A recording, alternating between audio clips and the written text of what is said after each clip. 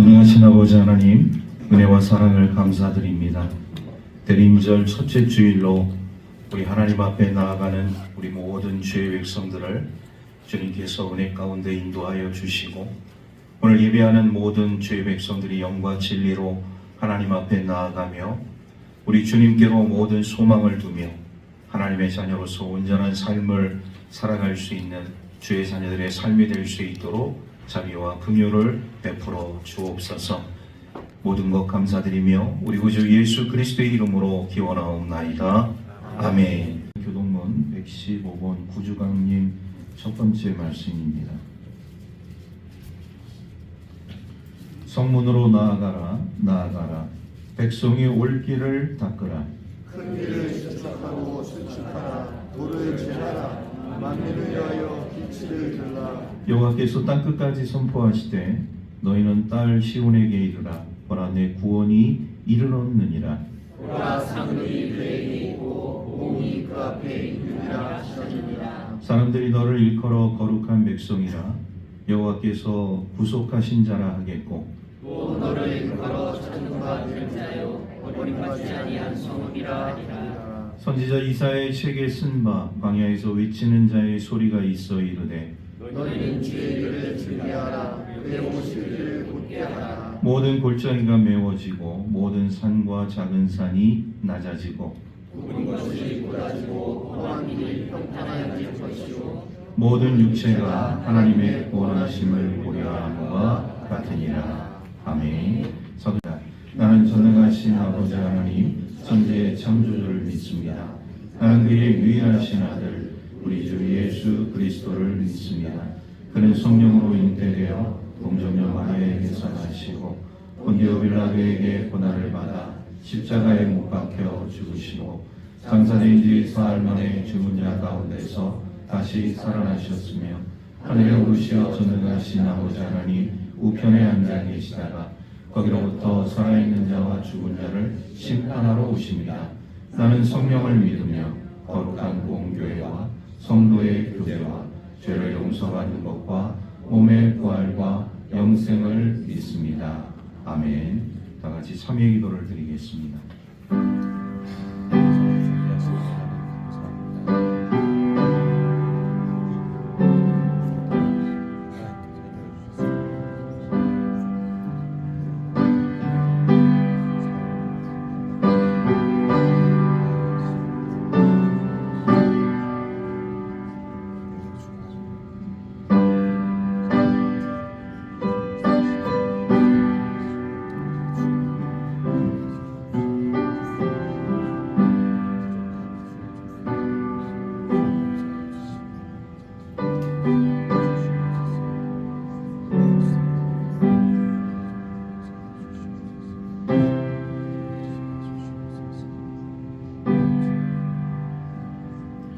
그가 우리를 흑암의 권세에서 건져내사 그의 사랑의 아들의 나라로 옮기셨으니 그 아들 안에서 우리가 속량 곧 죄사함을 얻었도다.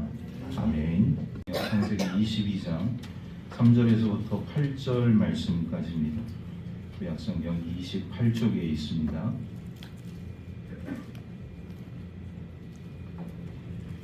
창세기 22장 3절에서 8절 말씀을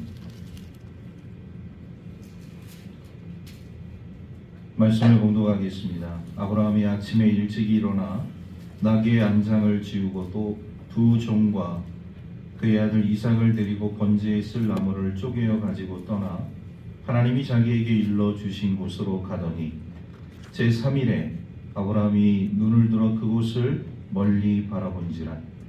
이에 아브라함이 종들에게 이르되 너희는 나귀와 함께 여기서 기다리라. 내가 아이와 함께 저기 가서 예배하고 우리가 너희에게로 돌아오리라 하고, 아브라함이 이에 번제나무를 가져다가 그의 아들 이삭에게 지우고 자기는 불과 칼을 손에 들고 두 사람이 동행하더니 이삭이 그 아버지 아브라함에게 말하여 이르되 내 아버지여 하니 그가 이르되 내 아들아 내가 여기 있노라. 이삭이 이르되 불과 나무는 있거니와 번제할 어린 양은 어디 있나이까. 아브라함이 이르되 내 아들아 번제할 어린 양은 하나님이 자기를 위하여 친히 준비하시리라 하고 두 사람이 함께 나아가서 아멘. 어떤 질병으로 인해서 급히 병원에서 수술을 받을 때가 있습니다. 수술 대기실에서 기다리는 그 시간, 과연 이 수술이 어떻게 될 것인가, 잘 될 것인가 아니면 잘 되지 않을 것인가, 그 수술 시간이 1시간이 되더라도 아마 이 수술실 앞에서 기다리는 그 사람의 심정은 몇 시간, 며칠 아니면 몇 년이 흘러갈 정도로 굉장히 초조하고 답답하리라고 생각이 되어져요. 오늘 우리가 아브라함의 삶을 우리가 살펴보게 되어질 때 아브라함의 삶 가운데 있어서 가장 견디기 힘들고 어려웠던 그 시간들을 생각하게 되어질 때 그 시간은 과연 언제였던가요? 바로 하나님께서 아브라함에게 말씀을 하신 대로 모리아에 있는 산으로 가는 그 여정 3일, 그 3일의 시간이 아브라함에게 있어서 가장 견디기 힘든 가장 어려운 시간이 아니었나 생각이 되어집니다. 여러분, 이 3일이라는 이 시간은 여러 가지 우리들의 삶의 자리에서 여러 가지로 해석이 되어질 수가 있어요. 작심삼일이라는 말이 있습니다. 우리가 새해 이제 우리가 이제 연말이 되고 이제 좀 있으면 연초가 되어지지만 우리가 항상 연초에 결단을 하잖아요. 내가 새해에는 이런 마음을 가지고 이러한 삶을 살겠다. 술을 좋아하시는 분, 담배를 피시는 분, 이런 분들이 새해에는 내가 반드시 술을 한번 끊어보겠다. 담배를 좀 끊어보겠다. 결심을 합니다. 그런데 고비가 오죠. 며칠째 고비가 오느냐? 며칠째 고비가 올까요? 3일째 고비가 올까요? 그래서 작심삼일이라는 말이 생긴 거예요. 여러분, 오늘 우리의 결단과 의지는 굉장히 약합니다. 나름대로 나의 삶 가운데 있어서 이런 각오를 하고 다짐을 하고 결단을 하고 출발을 하는데 그래서 우리들의 삶 가운데는 이것이 순탄하게 나아가도록 도와주지 않죠. 주변에서 유혹이 옵니다. 어려움이 찾아오죠. 술을 좋아하시는 분들에게는 아니 이 좋은 술을 왜 끊느냐고, 담배를 좋아하시는 분들에게는 이 좋은 담배를 왜 끊느냐고, 주변에서 아주 달콤한 그런 손길들과 유혹의 손길들이 결심하고 결단한 그분에게 계속적으로 들려오게 되는 것이죠. 그렇기 때문에 대부분의 사람들이 이렇게 새해 결단하고 각오를 했지만 그 의지와 결단이 한순간에 무너질 때가 많이 있다는 것이죠.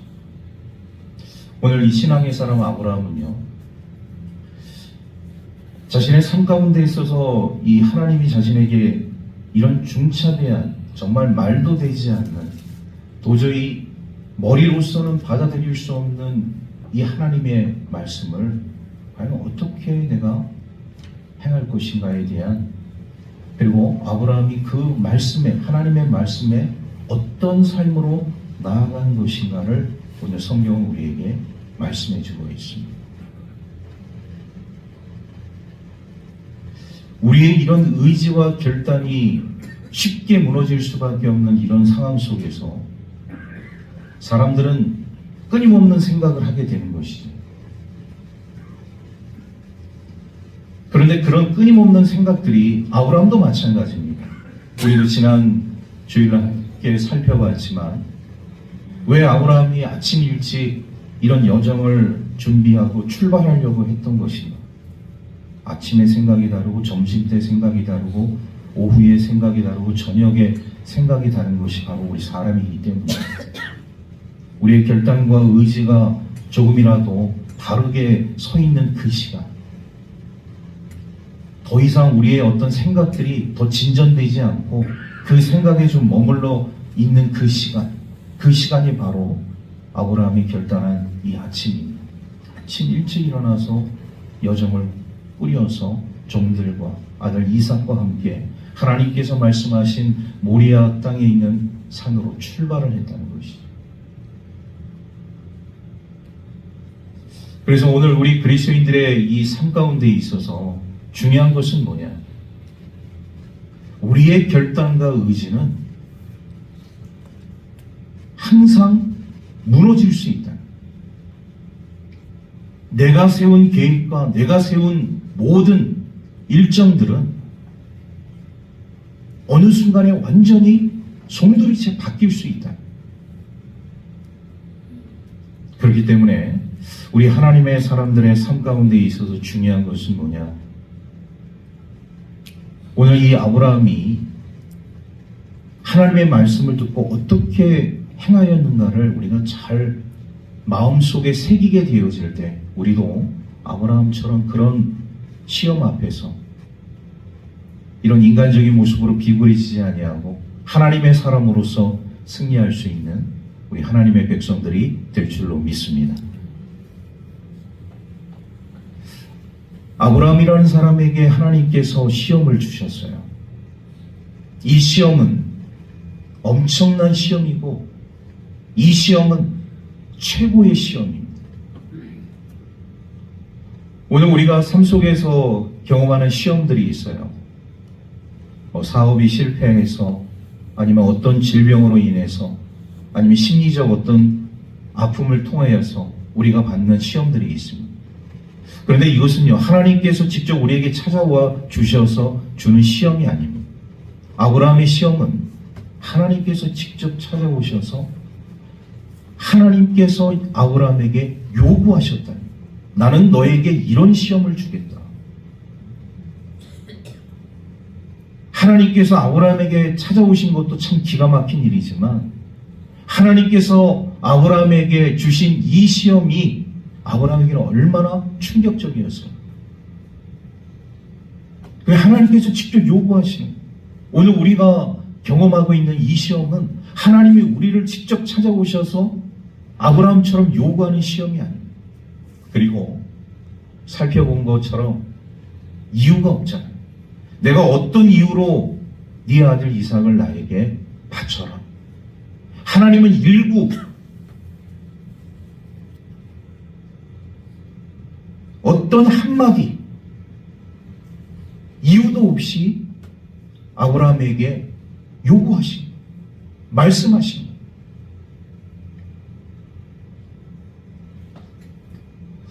이런 아브라함이 하나님의 그런 일방적인 시험 앞에서 또 일방적인 요구 앞에서 하나님의 사람으로서의 그런 어떤 이 결단과 각오가 어떠한 모습인 것인가를 오늘 성경은 우리에게 말씀해 주고 있습니다.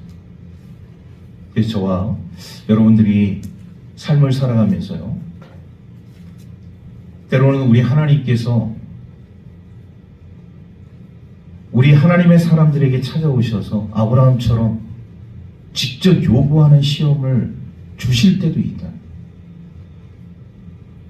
지금 그런 경험을 하신 분들도 있을 수 있고 그렇지 않은 분들이 더 많이 있으리라고 생각이 되어집니다. 하나님께서 직접 나에게 찾아오셔서 이런 일방적인 시험을 어떤 이유도 설명 없이 요구하셨을 때 우리 하나님의 사람들은 과연 어떻게 반응해야 할 것인가? 먼저 이 아브라함이라는 사람을 우리가 살펴보게 되면 하나님의 이런 일방적인 시험과 요구 그리고 이유 없음에 대해서 성경은 어떤 기록을 하고 있지 않지만 아브라함도 사람이기 때문에 아마 수많은 생각과 갈등과 번민이 있었으리라고 생각이 되어져요. 그런데 최종적인 그 결단은 뭐냐? 이유 없고 이해할 수 없는 하나님의 이 일방적인 시험을, 이 요구를 받아들였다는 것입니다. 성경 그것을 순종이라고 말씀을 하고 있어요.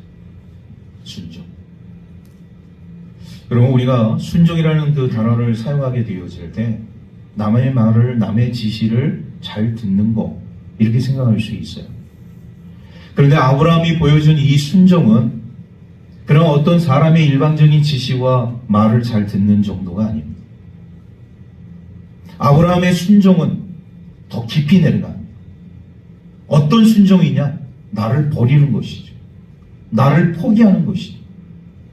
나를 버리지 않고 나를 포기하지 않고서는 우리 하나님의 이런 일방적인 요구, 일방적인 시험에 우리가 순응할 수 없다는 것을 우리가 보게 되어집니다. 여러분, 이 말씀을 우리가 대하게 될 때 이 말씀은 모세가 이스라엘 백성들, 광야의 이스라엘 백성들 앞에서 선포한 말씀이에요. 우리가 이 아브라함의 이 순종, 아브라함의 믿음을 잘 이해하기 위해서는 모세가 이스라엘 백성들을 그 광야에서 하나님이 약속한 땅으로, 가나안 땅으로 인도하게 되어질 때 왜 모세는 이 말씀을 그 수많은 이스라엘 백성들 앞에서 선포하였는가? 이게 중요합니다. 이스라엘 백성들은 어떤 사람들이냐? 430년 동안 애굽의 노예로 삶을 살아왔어요. 삶을 살아왔어요. 430년 동안 노예의 근성을 가지고 종으로서의 삶을 살아왔어요. 물론 자신들의 그 선조가, 자신들의 조상이 히브리 사람이라는 것을 알고는 있었지만 그것은 어디까지나 그냥 머릿속에 관념적으로 있었던 하나의 생각입니다. 실생활 속에서 이스라엘 백성들이 부딪히는 것은 애굽의 문화, 그 애굽의 문화 속에서 자신들의 그 삶의 처지 속에서 놓여져 있는 노예 신분, 종의 신분, 그 이상 그 이하도 아닌 삶을 살아왔던 것이죠. 그렇기 때문에 그들이 하나님께서 이런 구원의 은혜를 베풀어 주셔서 자유의 신분이 되어지고 애굽에서 탈출해서 지금 광야로 이동하는 그 과정 속에 놓여져 있지만 사실 이스라엘 백성들은 믿음이 뭔지, 신앙이 뭔지, 순종이 뭔지 모릅니다. 정말 갓난 아기같이 우리 신앙에 있어서 우리 유아기적인 신앙을 갖고 있는 사람이 불과해요. 배고프면 울고, 그러면 엄마가 젖 주면 그 젖을 먹고 잠을 자고, 그리고 배가 부르면 잠을 자면서 또 응아도 하고, 또 배고프면 울고 엄마가 젖 주면 배부르면은 또 응아하고. 여러분, 이것이 바로 유아기적인 신앙입니다. 내가 할 수 있는 건 아무것도 없는 거예요. 어머니를 통해서 영양분을 공급받고 어머니를 통해서 내 몸을 간호해야지만이 아기는 살 수가 있습니다. 방치해두면 그 아기는 죽는 거예요. 유아기적 신앙을 갖고 있는 사람들은 방치하면 다 죽습니다. 부모의 돌보심과 부모의 사랑과 관심 속에서 아기가 자라나듯이 유아기적 신앙을 갖고 있는 사람들의 삶 가운데 자기 스스로 아기가 여러분 0살에서부터 한 2살, 3살 된 이런 아기, 이 유아기들의 그런 어떤 삶을 보게 되면 알아서 뭐 밥을 해 먹거나 내가 옷을 입거나 이렇게 하는 아이들이 어디 있어요? 다 부모의 손을 거쳐서 모든 것을 다 케어를 받는 것이죠. 이스라엘 백성들의 삶 가운데도 마찬가지입니다. 믿음이 뭔지, 신앙이 뭔지, 하나님은 어떤 분이신지 전혀 모르는 그런 상황 속에 놓여져 있는 이 사람들에게 모세가 아브라함의 믿음에 대해서, 아브라함의 신앙에 대해서, 아브라함의 순종에 대해서 선포하고 있습니다. 이스라엘 백성들은 그렇습니다. 사막의 날씨가 낮에는 너무나도 뜨거우니까, 밤에는 너무나도 추우니까 모세와 하나님을 원망한 것이죠. 왜 우리를 이렇게 춥게 하고 우리를 왜 이렇게 덥게 만드는, 왜 우리를 이렇게 지지리도 고생스럽게 만들어서 이 광야를 거쳐가게끔 만드는, 하나님의 의도, 하나님의 뜻, 우리 하나님의 계획하심은 전혀 생각하지 않고 당장 입에 단 것이 들어오면 달다, 쓴 것이 들어오면 쓰다, 그냥 그 있는 그대로의 감정과 삶을 표출할 수밖에 없는 그런 삶을 살고 있었던 사람들이 이스라엘 백성들이었어요. 여러분, 오늘 우리 신앙인들의 삶 가운데도요, 있는 그대로 느끼고 감정을 표출하고 생각하고 말하는 우리 그리스도인들이 있습니다. 다 유아기적 신앙입니다. 왜 저분이 나에게 이런 말씀을 하지? 오늘 나의 삶 가운데 이루어진 이 일은 과연 어떤 의미가 있는 것이지? 하나님께서 오늘 나에게 주신 이 말씀이 과연 나의 삶 가운데 어떻게 되어져야 하는 것인가? 이런 것들을 생각한다 그러면 좀 더 나은 단계의 신앙으로 나아가는 그리스도인이라고 볼 수가 있는데, 유아기적 신앙을 갖고 있는 사람들은 이런 생각을 전혀 할 수가 없어요. 이스라엘 백성들이 그랬다는 거예요. 모세가 왜 이런 말도 되지 않는, 도저히 사람의 이성으로서는 이해할 수 없는 이런 상황에 있는 하나님의 말씀을, 그 말씀 속의 주인공인 아브라함이라는 사람을 왜 소개하고 선포하고 있는 거예요? 목적은 딱 한 가지. 진짜 신앙, 진짜 믿음이 무엇인가를 이 무지몽매한 이스라엘 백성들에게 알려주기 위해서. 아브라함이라는 사람은 이렇게 이해할 수 없는 상황에서, 말도 되지 않는 그런 상황 속에서 하나님의 말씀을 받아들이고 순종하고 펼쳐나간다. 진짜 믿음과 진짜 신앙이 무엇인가를 이스라엘 백성들에게 알려주고 있는 모세의 모습을 우리가 보게 되어집니다. 430년, 말이 430년이지 5세기 동안 여러분, 다른 나라의 문화, 그것도 이방 나라의 문화를 하나님의 백성들이 습득하고 삶 속에서 그것과 함께 같이 삶을 살게 되어지고, 또 이게 뭐 자유인이 아니잖아요. 노예, 종으로서의 삶을 살다 보니까 죽으면 죽는 신이라도 해야 되고, 어떤 말이라도 다 주인의 말에는 순종, 다 따를 수밖에 없는, 그 명령에는 다 굴복할 수밖에 없는 이런 삶을 살아왔던 이스라엘 백성들이죠. 그러니까 어떤 사고의 유연성이라든지 이런 감정의 처리라든지 이런 것들이 전혀 훈련이 되지 않은 하나님의 백성들이었어요. 그냥 겉모습은 하나님의 백성이지만 그 속, 내면 속에는 어떤 삶이 그들의 삶을 주장하고 있었느냐? 이방 문화, 노예 근성, 종의 모습, 이스라엘 백성들의 모습이었다. 그 백성들에게 모세가 진짜 신앙, 진짜 믿음이 무엇인가를 전해주고 있는 것이죠. 아브라함이라는 사람을 소개하면서 하나님께서 이 아브라함이라는 사람에게 이렇게까지 이런 시험을 하실 수 있는 것인가? 그 말씀을 들을 때 처음에는 귓전에 들리지도 않다가 하나님의 말씀을 계속 들려주게 되어지니까 이스라엘 백성들의 그 삶 속에도 하나님의 말씀이 조금씩 들리기 시작한 것입니다. 그리고 아브라함의 믿음과 그 순종, 그 신앙의 삶을 살펴보게 되는 것이죠. 과연 아브라함이라는 사람은 어떻게 이 상황을 극복해 나가는가? 아브라함이라는 사람은 이 상황 속에서 어떻게 진행을 하였는가? 이스라엘 백성들도 이제 거기에 귀를 기울이게 되는 것이죠.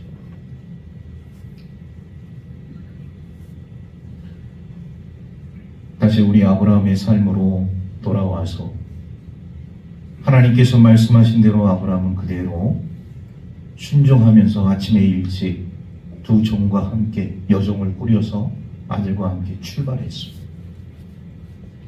모리아 지역에 있는 한 산에 우리 하나님께서 말씀하신 그 모리아 지역에 있는 그 한 산으로 가면서 그 3일 동안의 그 여정 속에서 수많은 감정들이 교차할 수 있고 생각들이 있을 수 있고 감정의 기복이 있을 수 있고 과연 내가 가는 이 길은 과연 무엇인가? 나는 지금 어디에 있고 나는 지금 무엇을 하고 있는가? 수만 가지 생각들을 할 수 있는 그 상황 가운데서 3일을 그는 지나가게 되어집니다. 그리고 하나님이 말씀하신 모리아 지역에 있는 한 산에 도착하게 됩니다.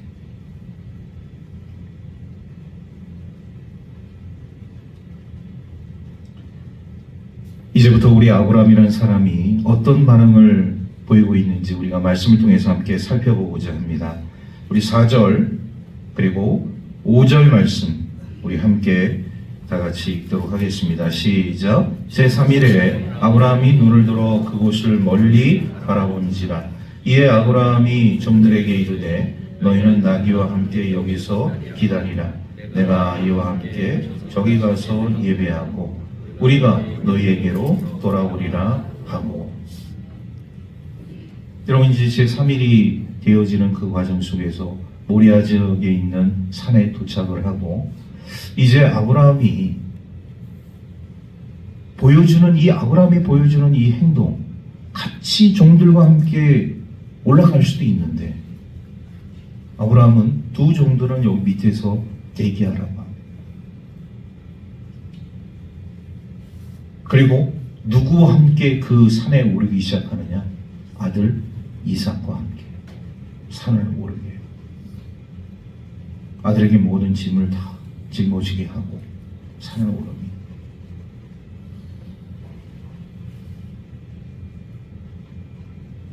여기서 우리는요, 이 아브라함이라는 사람이 하나님 말씀에 어느 정도로 순종하는 사람인가를 우리가 엿볼 수 있어요.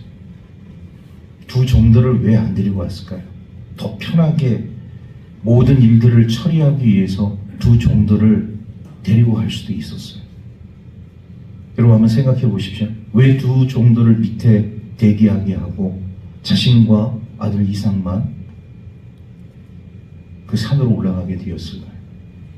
두 종을 데려가면 어떤 상황이 벌어지겠습니까? 아브라함이 이삭을 번제할 제물로 삼으려고 하는 그 순간 두 종들이 어떻게 반응을 하겠나? 주인이 하는 이 행동을 과연 두 종들이 두 눈을 뜨고 그대로 볼 수 있겠는가? 볼 수 없다는 것이죠. 그것도 칼을 들어서 아들을 죽이려고 하는 그 기가 막힌 상황을 두 종들이 그 옆에서 보게 되어질 때 여러분 분명히 만류하지 않겠습니까? 아브라함을 제재하지 않겠습니까? 이미 아브라함은 알았던 것이죠. 이 모든 상황들을 생각을 하고서 두 종들을 밑에서 대기시키고 아들과 함께 짐을 지우고서 산으로 오르게 되어지는 아브라함의 모습을 우리가 보게 되었죠. 우리가 3절 말씀도 그렇고 이 4절, 5절 말씀도 그렇고 여기서 우리는 이 아브라함이라는 사람이 가지고 있는 이 순종이 그냥 우리가 일반적으로 가지고 있는 순종의 삶이 아니라는 것을 보게 돼요. 제가 처음에도 그런 말씀을 드렸습니다. 이 순종은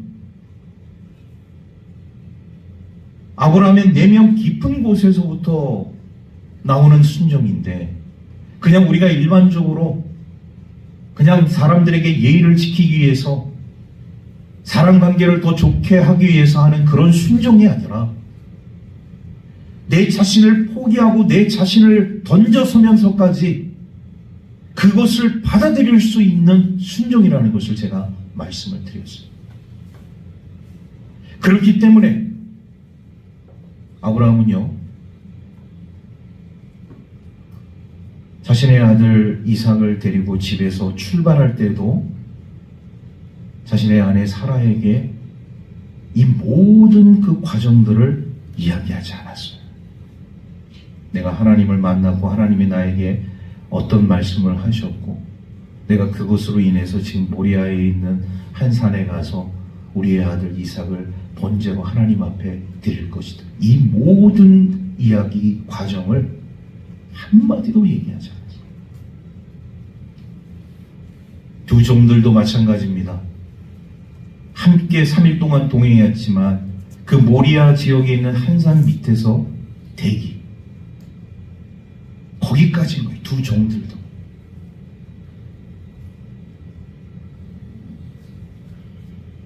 여러분, 우리가 아브라함이라는 사람을 우리가 보게 되어질 때 왜 아브라함은 내가 가장 사랑하는, 자신이 가장 사랑하는 아내 사라에게 왜 이런 이야기를 하지 않았을까?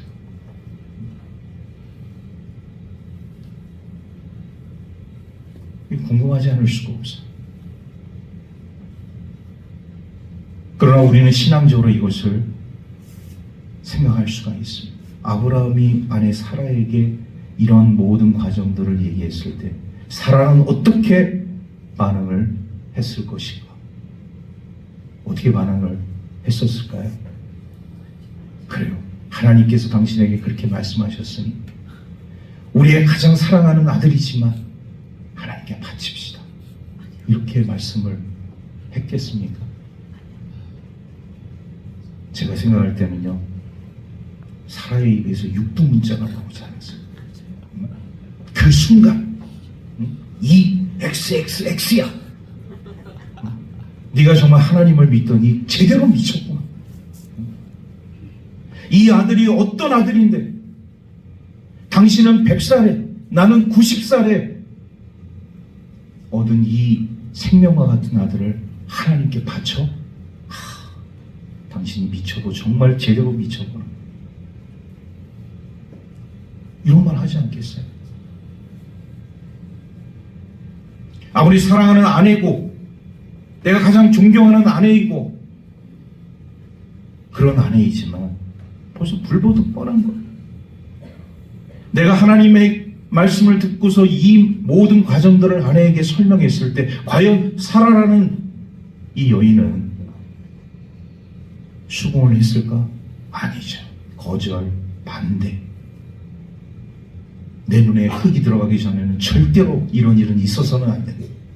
이런 말 하지 않았겠어요?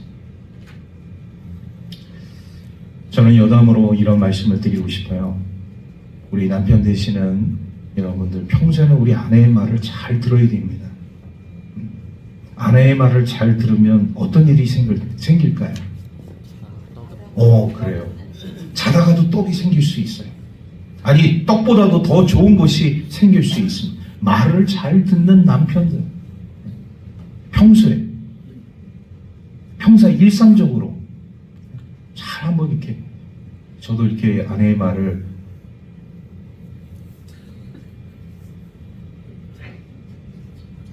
잘 들을 것 같아요? 듣지 않을 것 같아요? 노코멘트 하겠습니다. 네. 평상시에는 남편들은 아내의 말을 잘 들어야 돼요. 그런데요, 정말 신앙적인 결단. 오늘 이 아브라함처럼 하나님이 아브라함에게 나타나셔서 앞으로 되어질 일들에 대해서 일일이 설명하시고 정말 말도 되지 않고 이해할 수 없는 이런 일들에 대해서 나에게 말씀하셨을 때 그 신앙적인 결단 앞에서 오늘 우리 하나님의 사람들은 배우자에게 말을 해야 될까요? 말아야 될까요? 제가 전제를 달았습니다.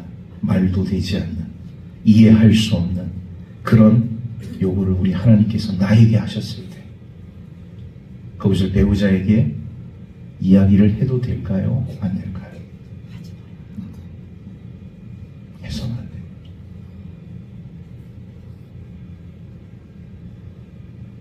하는 순간 어떻게 됩니까? 하나님의 그 요구는 무색해지는 거예요. 모든 것이 다 그냥 수포로 가. 오늘 저는 우리 하나님의 사람들에게 이렇게 권면해 드리고 싶습니다.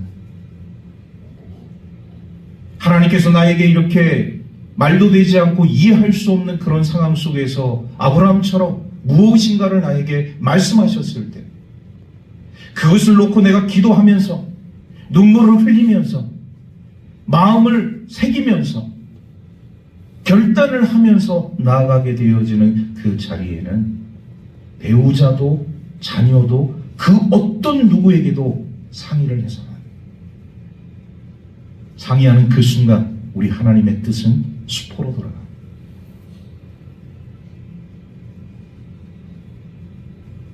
생각해 보십시오. 아브라함이 사라에게 그 이야기를 하게 되어지면서 모든 일이 다 그냥 원점으로 돌아가게 되어졌다.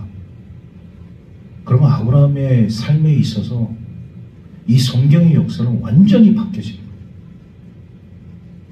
왜 하나님께서 아브라함의 믿음을 테스트하셨습니까?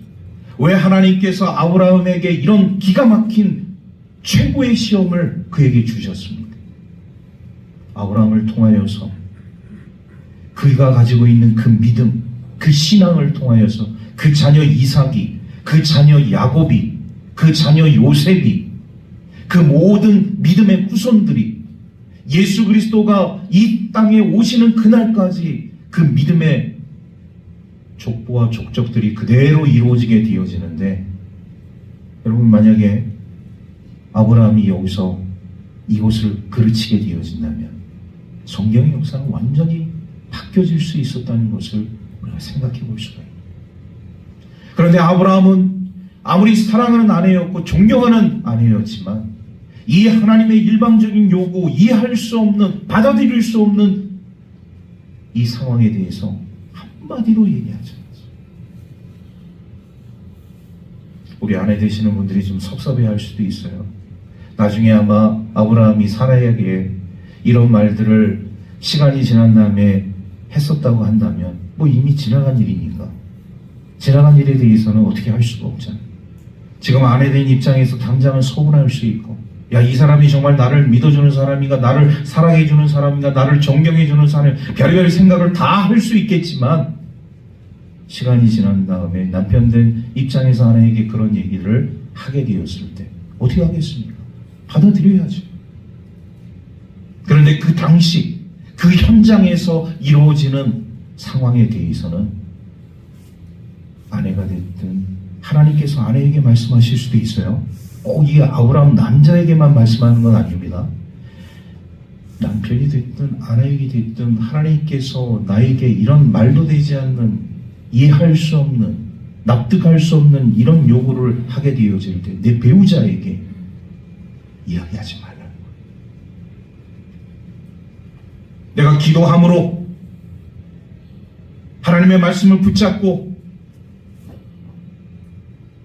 끝까지 우리 하나님과 실험하게 되어질 때 하나님께서 우리에게 아브라함처럼 길을 열어주시고 은혜의 삶으로 인도해 주시는 줄로 믿습니다. 여기서 한 가지 우리가 착각하지 말아야 될 게 뭐냐, 하나님 저는 버티겠습니다. 이런 기가 막힌, 이해되지 않는, 말도 되지 않는 이 상황에 대해서 제가 제 스스로 납득할 때까지 제가 버티겠습니다. 아브라함은 그러지 않았다는 거예요. 여러분, 그런 사람들 많아요. 의외로 우리 신앙을 갖고 있는 우리 그리스도인들 가운데 있어서 정말 이렇게 이해되지 않고 말도 되지 않고 내가 납득할 수 없는 이 상황에 대해서 하나님 내가 버티겠습니다.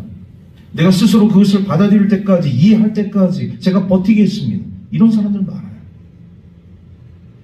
그런데 아브라함은 버티지 않았어요. 그런 요구도 하지 않았습니다. 소위 말해서 이런 것이죠. 질문과 토론. 하나님에게 끊임없이 질문하는 거죠. 이런 상황에 대해서 하나님과 토론하자는 것이죠. 왜 내가 이렇게 해야 되는지 질문과 토론, 아브라함은 하지 않았습니다.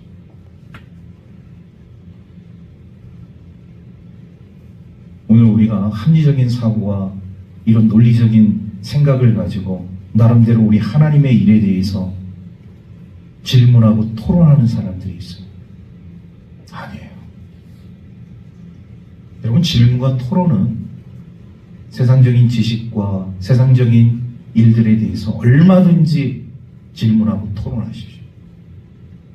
그러나 오늘 이 아브라함에게 주어진 이 상황 속에서 우리 하나님의 사람들이 취할 행동은 뭐냐? 질문과 토론이 아닌 그 하나님의 기가 막힌 말도 되지 않는 그 요구를 우리가 어떻게 받아들일 것이냐? 아브라함은 이것을 가능성으로 생각하고 분명히 여기는 하나님의 선한 뜻이 있다는 것을 염두에 두고 하나님의 요구를 받아들입니다. 이게 바로 아브라함의 순종이에요.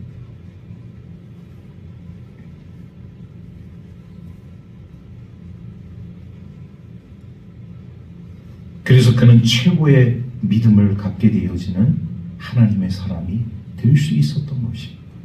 여러분, 최고의 믿음, 그냥 우리가 신앙생활하면서 그냥 나름대로 그냥 믿음 생활하면 되겠죠. 뭐 그럴 수도 있어요. 그런데 우리가 우리의 삶을 살아가게 되어질 때 여러분, 아브라함만 이런 최고의 믿음을 가질 수 있느냐? 정말 우리 하나님은 국한적으로 아브라함에게만 이런 최고의 믿음의 자리를 허락해 주셨느냐? 그건 아니에요. 우리도 얼마든지 최고의 믿음의 자리에 오를 수 있다는 사실입니다. 하나님의 말씀은 누구 한 사람에게 국한된 것만 말씀하고 있는 것이 아니에요. 어느 누구에게도, 우리 모든 하나님의 백성들의 삶 가운데도 이런 최고의 믿음의 자리에 오를 수 있다는 것을 말씀을 통해서 우리에게 보여주십니다.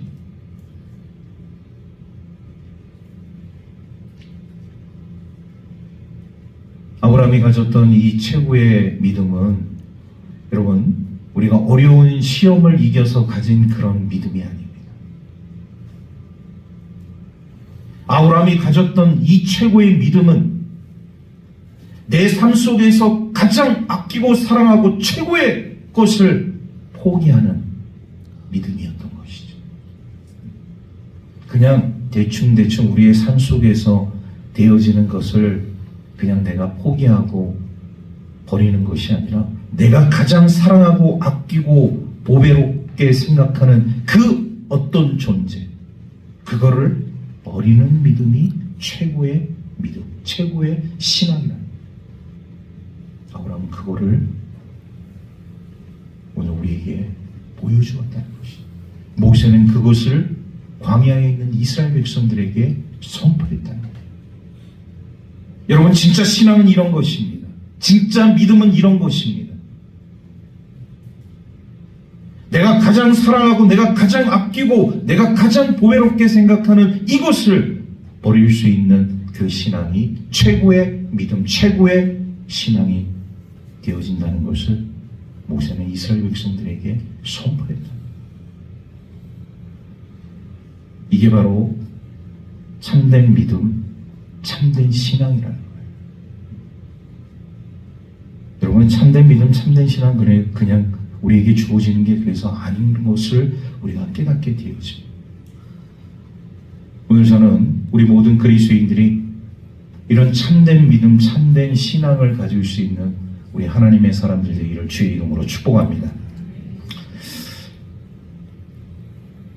지난 주일날 새벽에 새벽 기도를 마치고 우리가 이제 오전 6시, 그때는 바뀌기 전이었어요. 새벽 5시에 새벽 예배를 드리고 제가 한 6시 정도 돼서 밖을 나왔더니 우리 해안 지역에 엄청난 이 쓰레기 탄 듯한 냄새가 진동을 했습니다. 제가 개인적으로 그런 생각을 했어요. 이 새벽부터 왜 이렇게 쓰레기를 태우지? 이제 그런 생각을 하고 이제 내려갔습니다.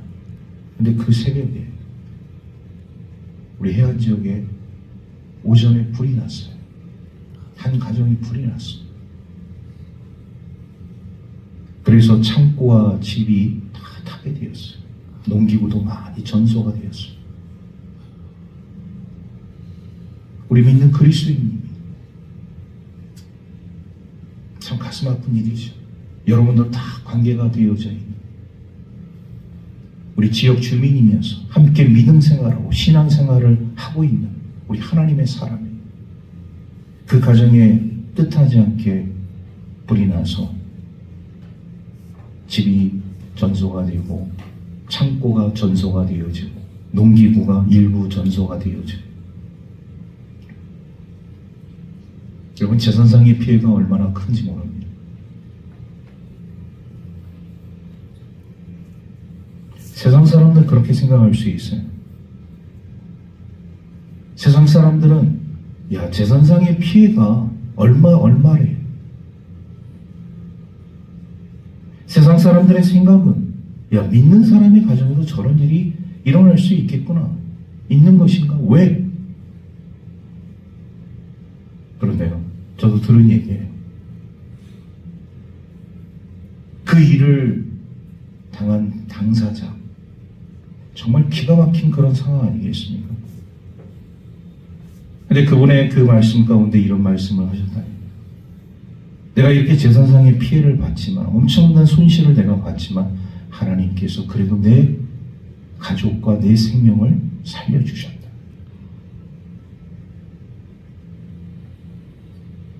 여러분, 돈이라는 것은 나중에 또 벌면 되는 거예요.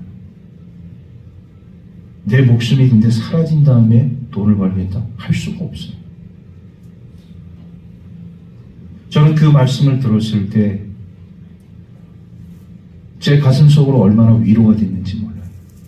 믿는 사람이 돼서 울고불고 난리치면서 왜 하나님, 왜 이런 고난을, 왜 이런 피해를, 이 막대한 손해를 저에게 주십니까? 이렇게 한탄하고 그 자리에 그분이 쓰러져 앉아 있었다면 우리 하나님의 영광 가리우는 일이잖아요. 그런데 그렇게 집이 전소가 되어지고 창고가 전소가 되어지고 그의 얻은 농산물이 다 불로 인해서 그을리는 그런 상황에 놓여져 있었지만 눈물을 흘리는 그 가운데서 하나님께서 내 생명과 내 가족을 지켜주셨습니다. 여러분, 우리가 최고의 믿음을 가진다는 것, 신앙을 가진다는 건 쉽지 않습니다. 내 삶 속에 뜻하지 않게 이런 불의한 일들이, 불행한 일들이, 이거는 그분뿐만 아니라 오늘 우리들의 삶 가운데도 얼마든지 찾아올 수 있다. 우리가 강 건너 불 구경하듯이 그냥 남의 일이라고 생각만 하고 있다가는 안 된다는 것이죠. 얼마든지 우리 그리스도인의 가정 속에 이런 일들이 얼마든지 찾아올 수 있다. 그때 우리 하나님의 사람들의 그 삶 속에서 어떤 말을 해야 되고 어떤 삶을 보여줘야 하는 그것이 중요합니다.